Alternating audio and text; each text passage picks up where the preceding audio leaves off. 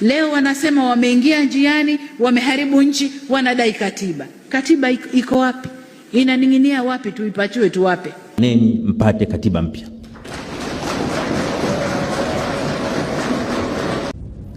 Kasi ya maendeleo na mabadiliko kwenye nchi yetu itakuwa kubwa kuliko mnavyofikiri.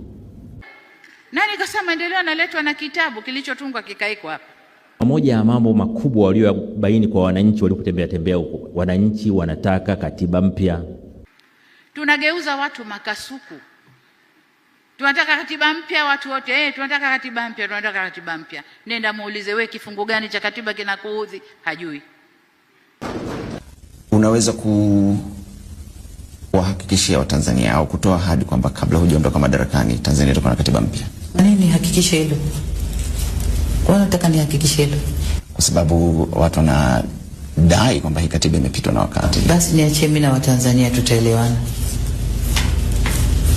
Kwa hiyo katiba itakuwa si issue ya Tanzania. Mimi na Watanzania tutaelewana. Watanzania wanasema wanataka katiba. Wamekwambia wewe?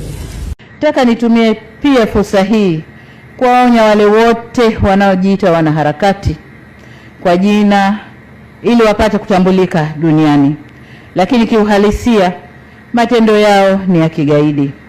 Natamani nikikutana na mwanaharakati yoyote yule nimtambue kwa uwezo wake wa kufikiri na kushawishi.